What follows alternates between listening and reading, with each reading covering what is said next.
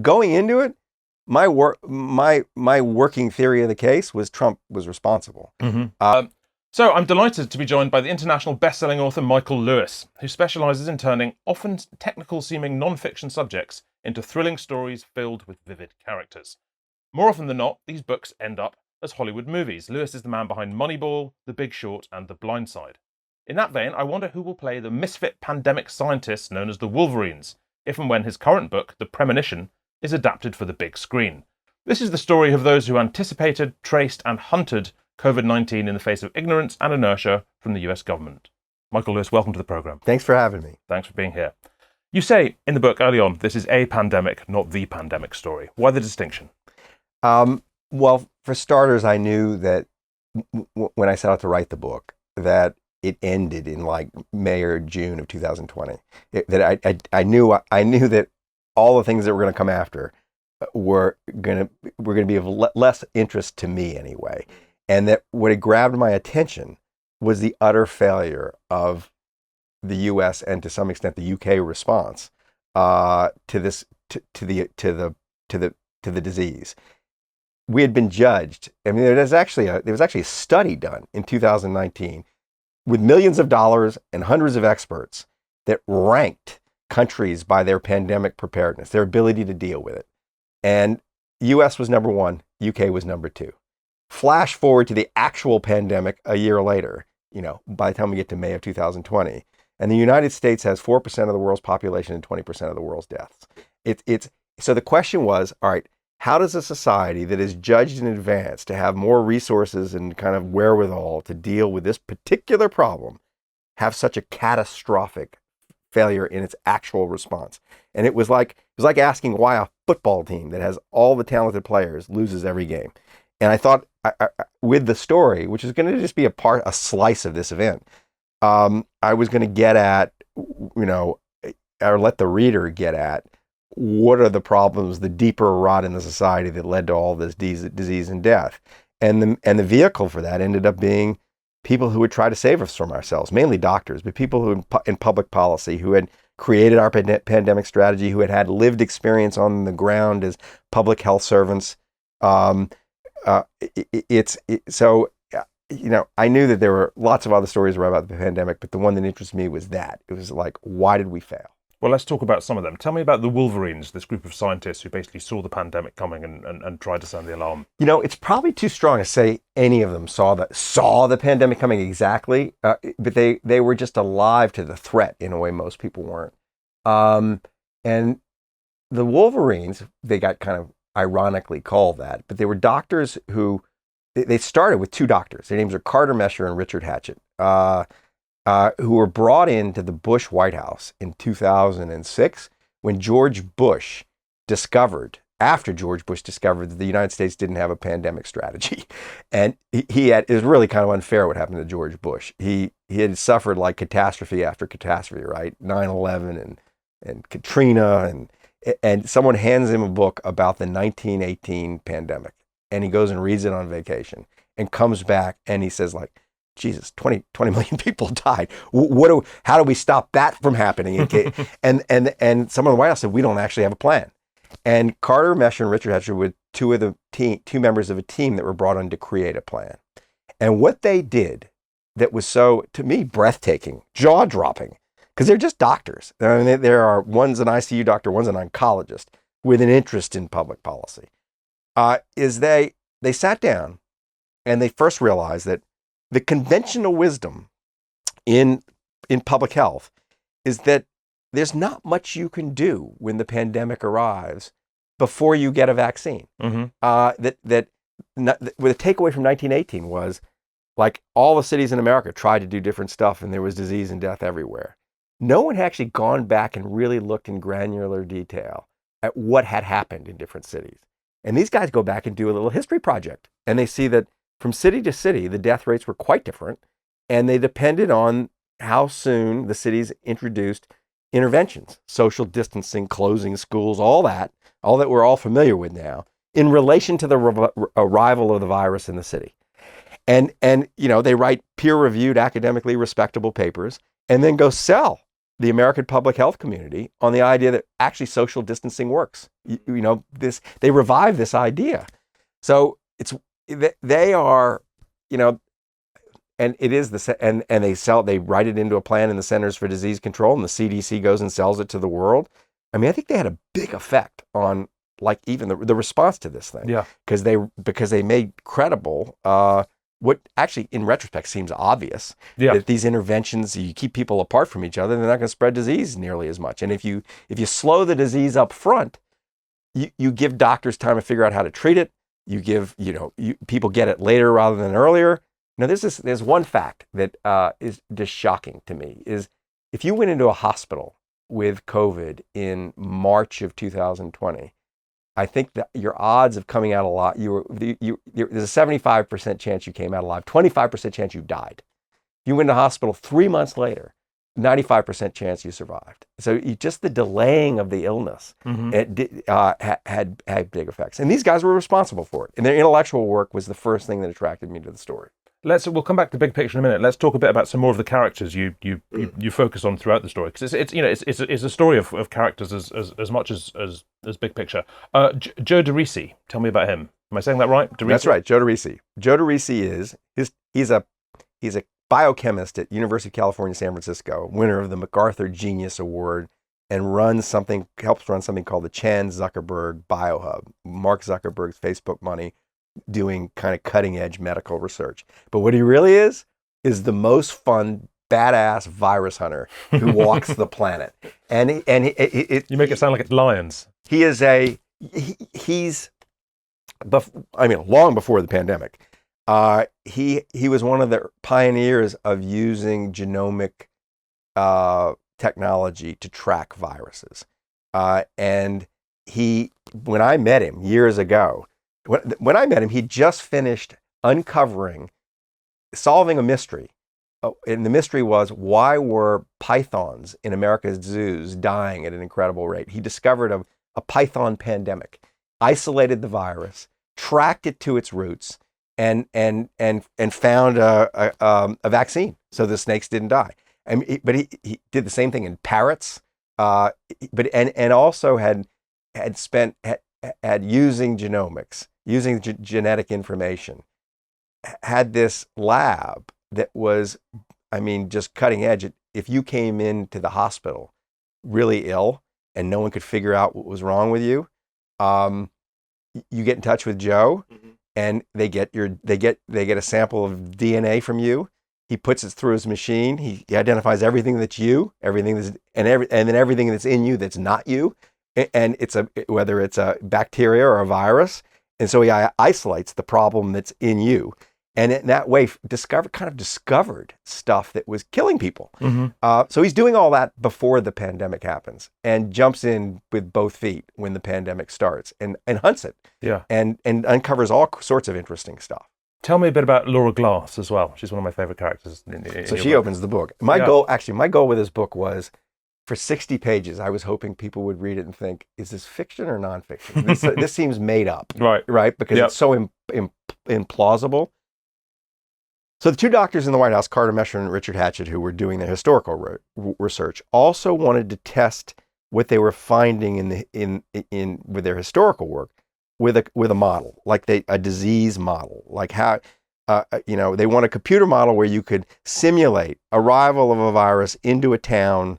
What happens if you close schools in that town? How much does it interrupt the flow of the disease? Or if you close restaurants, or if you physically distance people, whatever. The model they end up using, and this is 2006. It's the early days of computer modeling of disease. There was a 13-year-old girl in Albuquerque, New Mexico, named Laura Glass, whose father was a genius scientist at the Sandia National Laboratories. And whose father also insisted that every year she enter the science fair competition. It was his thing. He was like a little league dad, but it was science, not baseball. And so every year she's wearily kind of, what is the science fair project going to be? She walks into her dad's office and sees this new computer model he's been creating. And it's on a screen. It looks like a video game. It's all these green dots bouncing around randomly with one dot in their red dot in their midst. And whenever a red dot collides with a green dot, the green dot turns red. And it very slowly, green is turning to red. And then all at once, all screen's red. And she says, like, what is this? And he says, well, I'm studying kind of cascading events. So it could be used for how traffic jams happen, or how riots in cities start, or how he was particularly interested in how financial crises, crashes happen. But she looks at it and she says, that looks like a disease spreading. Could I do the science fair project using this model, and we'll figure out how the flu will spread in Albuquerque, New Mexico, where they are? And he says, yeah, but you have to do a lot of work. You have to figure out how people socially interact, and how the flu, how you have to do surveys with everybody around town, asking them how often and where and when they're within 6 feet of each other, where they might infect each other with the disease. So this takes years. By the end of her project, so 4 years later, she hasn't won the science fair, but she's progressed to the nationals in Washington, D.C., where she has dinner with somebody who knows Carter Mesher, who's in the White House trying to figure out what to do for pandemic strategy, who tells Carter Mesher about this little girl and her model. And the model ends up being used by the White House to dream up to test all their intuitions. And the dad, in the end, the girl kind of falls away. The dad, who's the scientist at Sandia Lab, ends up flying to Washington and working hand in glove with the doctors in the White House. But it's an amazing story, right? It's a fantastic story. Finally, tell me about Dr. Charity Dean, who we meet when she's chopping open a corpse's chest with garden shears, right? So, well, let's explain that, because that will kind of capture the spirit of Charity Dean. She was the main character of the book. Local public health officer, Santa Barbara County, obsessed from childhood with communicable disease and preventing people from infecting other people with it. Ends up in this ill-paying job, low status, but riveting drama in Santa Barbara, dealing with, drug-resistant tuberculosis or meningitis or HIV, just a human shield in the community, preventing people from getting sick.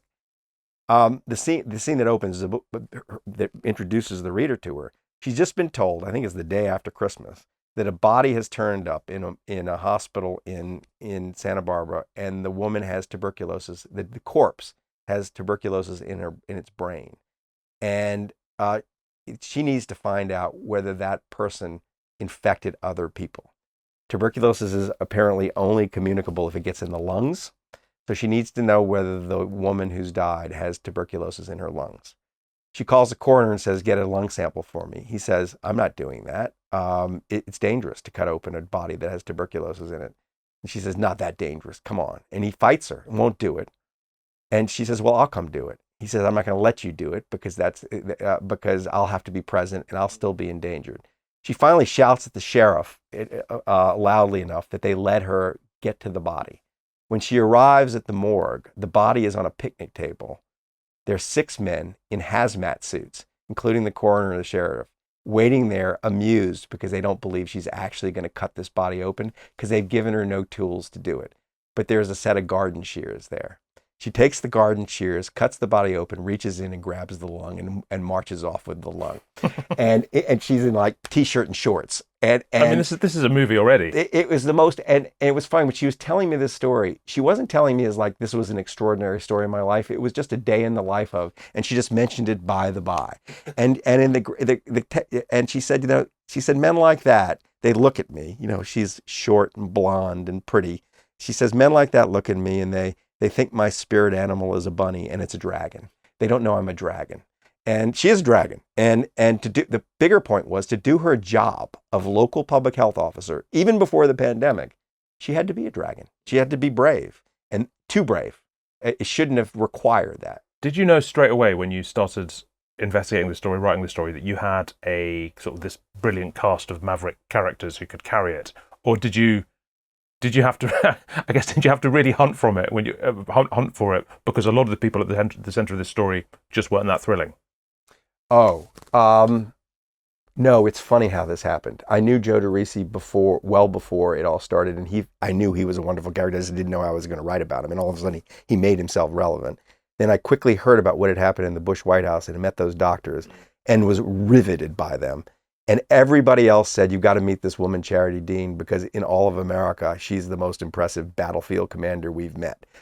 And so they fell in my lap. They all served this different function, but in a broader story. The broader story I thought of as we're trying to describe a broken system.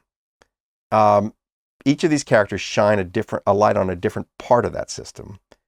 I didn't have to look very hard for the characters. I was aware that I had this portfolio of unbelievable characters. Just kind of a question of how to fit the pieces together in a narrative. And I got to say, it's strange to say given the subject, right? It seems like it's a grim subject.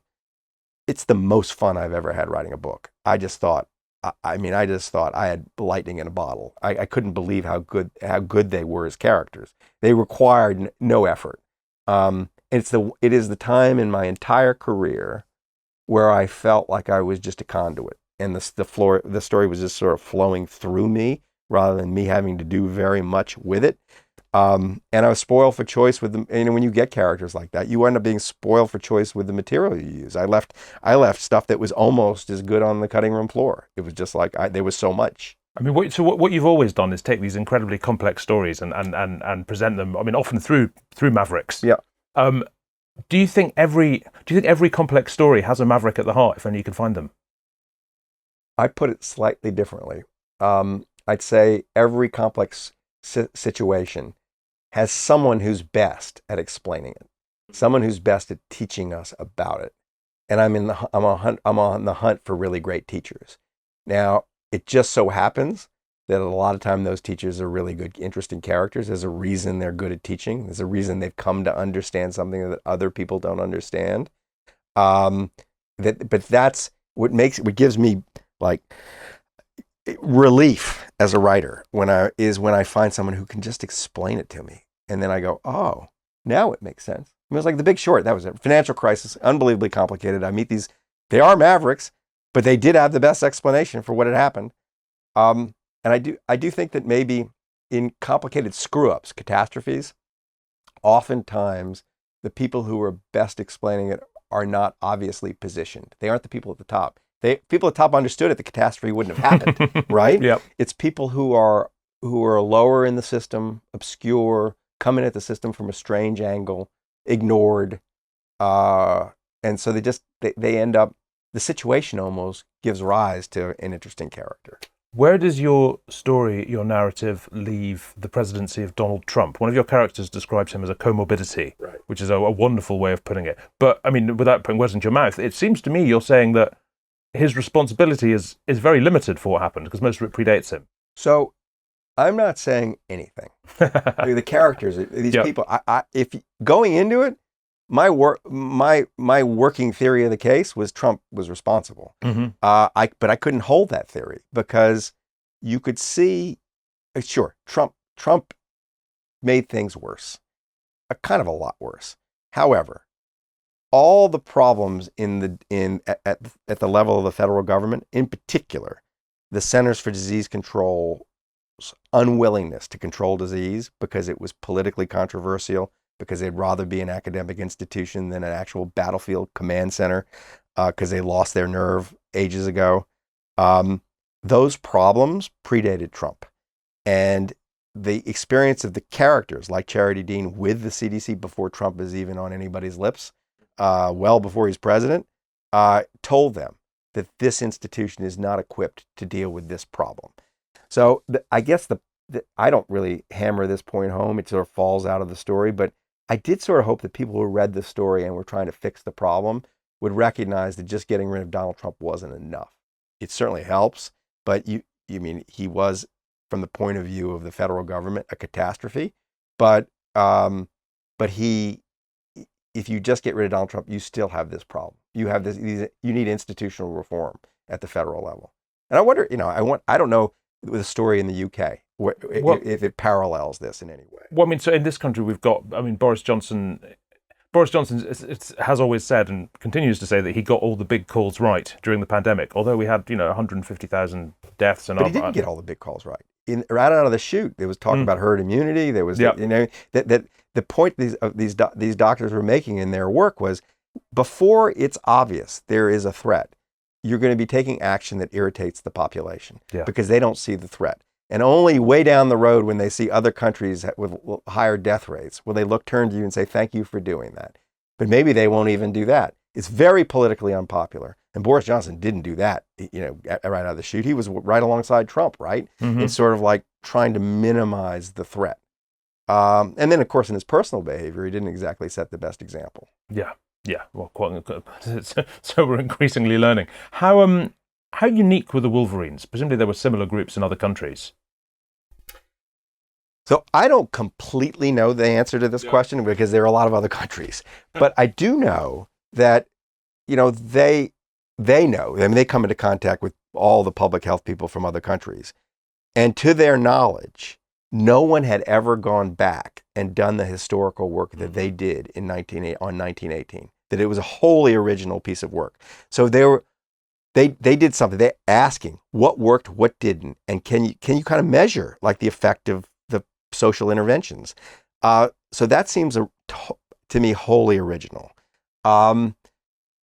The idea of proselytizing the importance of social distancing right up front in a pandemic, of course, lots of other people did it. Asian countries in the first SARS had masking, had some distancing. All that. So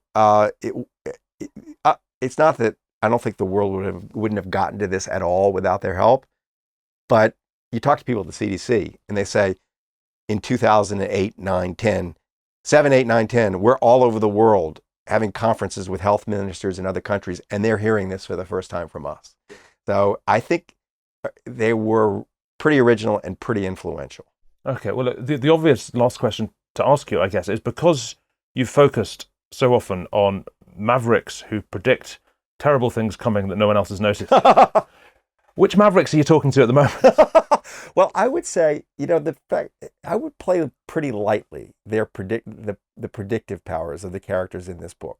It wasn't so much they were predicting, it was just they had a heightened awareness of the problem, and worked on it. So they weren't saying, one of them actually was saying in 2020 but most of them weren't saying that we know this is going to happen. It was just like there's a higher probability of this happening than everybody appreciates. So I don't think of myself as specializing in catastrophe. It's true that the two books, The Big Short and this, are very similar in that way. They are looking at catastrophe that broken systems exacerbated. But most of my books aren't like that. Most of my books are just kind of like me finding someone interesting in an interesting situation. So I don't think you can use whatever I'm working on to prepare for the next disaster. Or to place bets. I mean, it works in either direction. I wish I could be more useful. I don't have any idea what's going to happen. I don't have any crystal ball. None. Well, I look forward to reading what you write about it after it has. Michael Lewis, thank you very much. And thank you for having me. The Premonition is out now. Thank you.